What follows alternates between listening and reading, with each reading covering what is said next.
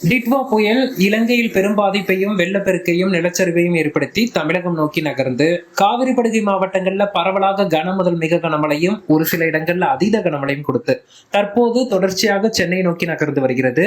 தற்போதைய நிலவரப்படி சென்னைக்கு கிழக்கே தென்கிழக்கே கிட்டத்தட்ட 70 கிலோமீட்டர் தொலைவில் மையம் கொண்டிருக்கு.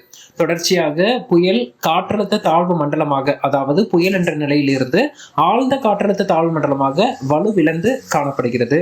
அதே சமயத்தில் நேற்றைய தினம் மேக குவியல்களை உருவாக்க முடியாமல் சிரமப்பட்ட டிட்வா புயல் தற்போது ஆழ்ந்த காற்றழுத்த தாழ்வு மண்டலமாக வலுவிழந்த பின்பு மேற்கத்திய இடையூறின் தாக்கத்தினால மீண்டும் ஈரப்பதத்தை பெற்று புதிய மேகங்களை உருவாக்கி வருகிறது. இதன் காரணமா இன்று காலை முதலே சென்னை மற்றும் புறநகர் பகுதிகளில் பரவலாக தரைக்காற்றுடன் கூடிய விட்டு விட்டு மிதமானது முதல் சற்றே கனமழை பதிவாகிட்டு இருக்கு. இந்த புயல் சின்னத்தின் காரணமாக இன்று நாள் முழுவதும் சென்னை, திருவள்ளூர் மாவட்டங்கள்ல தொடர்ச்சியாக நமக்கு விட்டு விட்டு மிதமானது முதல் சற்றே கனமழை தொடரும். அவ்வப்போது கனமழையாக இருக்கக்கூடும். அதே போல தரைக்காற்றின் வேகம் 20 முதல் 30 கிலோமீட்டர் வேகத்திலும் அவ்வப்போது 40 கிலோமீட்டர் வேகத்திலும் வடக்கு திசையிலிருந்து வீசுவதற்கான வாய்ப்புகள் இருக்கு.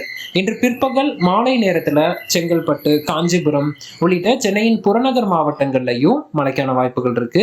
டிட்வா புயல் இதுவரைக்கும் நமக்கு சென்னை உள்ளிட்ட வடகோடி மாவட்டங்கள்ல தான் மழைப்பொழிவு கொடுக்காம இருந்த நிலையில இன்று காலை முதல் முழுமையாக வடகிழக்கு பருவநிலை வானிலை தமிழகத்தின் வடகோடி மாவட்டங்களில் நிலவி வருகிறது.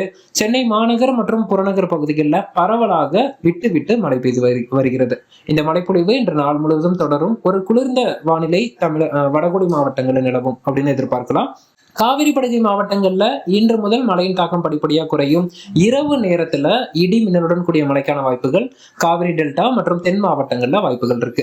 சரி, இந்த டிட்வா புயலின் நிலை தான் என்ன அப்படின்னு பார்த்தோம்னா, சென்னைக்கு அருகிலேயே அடுத்த 2 நாட்கள் நிலவி அது படிப்படியாக வலுவிழந்து இப்ப தற்போது ஆழ்ந்த காற்றழுத்த தாழ்வு மண்டலமா இருக்கு.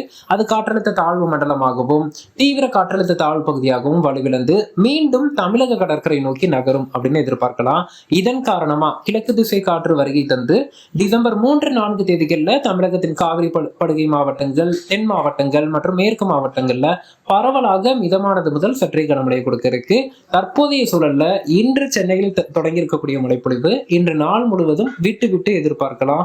அவ்வப்போது கனமழையாக இருக்கக்கூடும். தரைக்காற்றின் வேகம் 20 முதல் 30 கிலோமீட்டரும் ஓரிரு இடங்கள்ல 40 கிலோமீட்டருக்கும் செல்வதற்கான வாய்ப்புகள் இருக்கு. இதுதான் தற்போதைய டிட்வா என்ற ஆழ்ந்த காற்றழுத்த தாழ்வு மண்டலத்தின் நிலை.